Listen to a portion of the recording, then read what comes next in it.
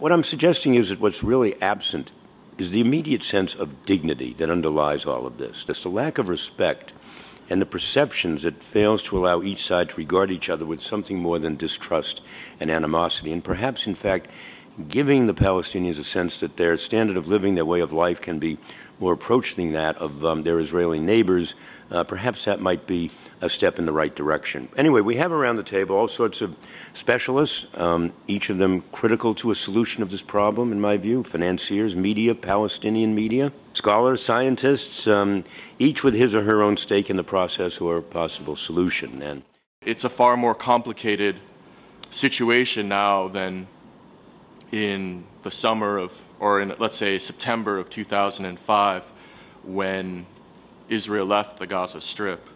How do we move forward? How do we make sure now there are plans and hopes of creating, with Tony Blair as the representative of the quartet, this economic success story in Jenin in the West Bank, and that will then be spread and used as a model across the West Bank, and again embolden and will empower Mahmoud Abbas and Salam Fayyad, who is the head of his government, and represent a viable alternative for the Palestinians that perhaps will enable gradual progress and then a deal, since there is a negotiation process, however uncertain it is because of the state of the Israeli government and the Palestinians' own divisions.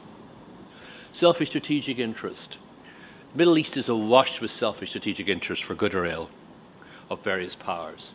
Northern Ireland, both the British and Irish governments formally renounced any selfish strategic interest in the resolution of the question. That is not going to happen in the Middle East. Again, this is a major difference.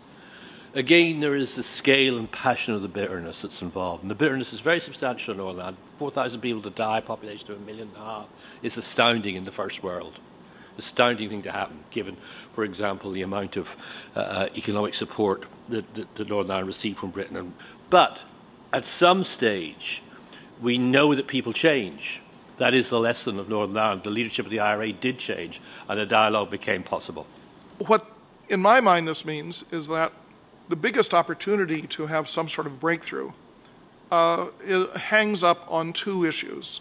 One of them is, how will the United States resolve the Iraq-Iran Gulf dilemma?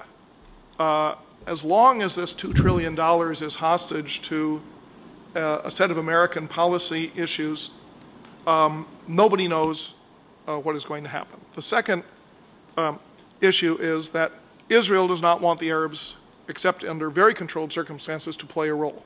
They really want this to be a hermetically sealed dilemma, and I think this is a mistake.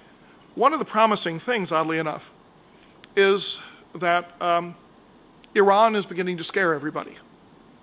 Iran is the biggest supporter of the Palestinians. You have Arab states, particularly rich Arab states, that are becoming very frightened about Iran. You have a United States that encourages this kind of fright about Iran.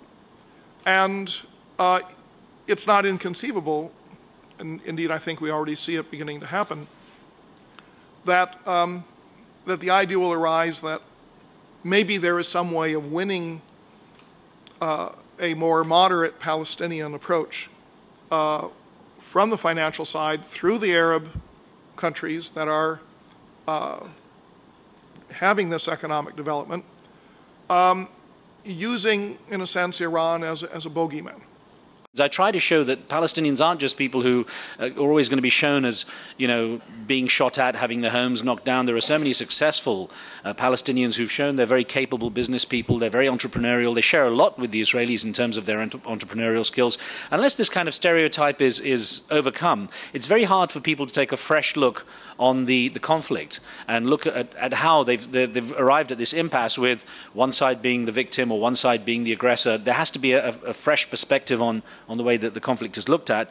And I certainly think the media has a responsibility to do more positive coverage, because if it's all about explosions and stereotype sort of conflict situation arguments, I don't really think we'll get that much further. I think that's the approach we have to take.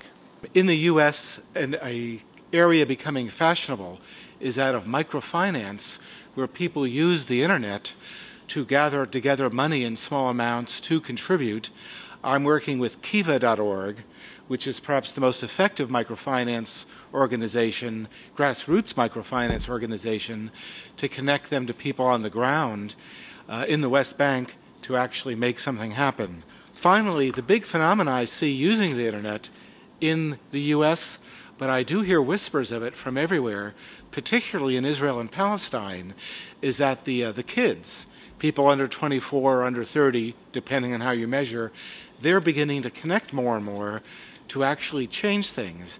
And I have a feeling finding ways to encourage more internet usage and more people talking to each other through the net actually does get results.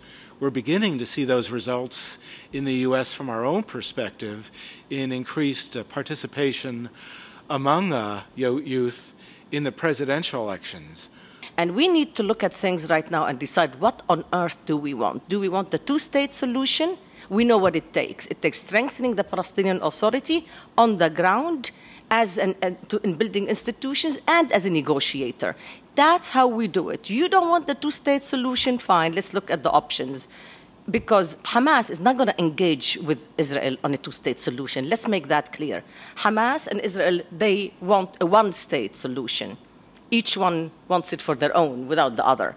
Arguably, with the situation we have today of Hamas's stand in Gaza and Fatah in the West Bank, it's more of an obstacle to a Palestinian state. And I don't think you're going to be able to defeat Hamas or root them out because they are a form of nationalism. And I don't think you can separate the Hamas issue from the broader issue of ideological change in the next generation. How you get there, how long it takes, whether you do it country by country or whether you can make a grand breakthrough, these are debatable issues, but it's not going to go away.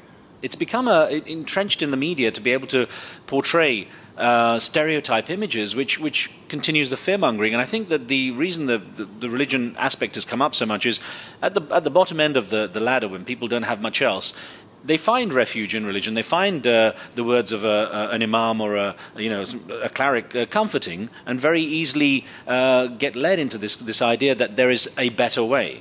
And it's through religion. It's a very powerful force. Whatever you say, who are expert, I think still people will change their views as they know more facts in life and so on. So if you talk to young people and see how they respond, then you're convinced that the world will change, even if the politicians they are always slow in understanding things. No matter how far radicalism goes, people just want to live, and a sustained peace process ultimately will have to be inclusive, and people will have to keep at it for a very long time and be tough on both sides, both on the Israeli side and the Palestinian side, because what we're dealing with on both is hard. Everyone wants peace. Everyone I've ever spoken to in Gaza or in Israel say they want peace. I mean, it's how do you get to the peace, because that's where it gets difficult. You have to be realistic and stare the thing in the face and not deceive yourself about the consequences, about how incredibly difficult it is. If certain types of nationalism are now, which we're used to, are now on the decline, then it's going to be far, far harder to do this. Far, far harder. But the key to it all is how do you achieve that détente? I think that the notion of a grand bargain that has been floated numerous times but seldom fleshed out is not unreachable, but it will take enormous political savvy and skill to move that forward. I think this is time for the two-state solution, or it's time to declare it over. Maybe some positive panic will wake people up.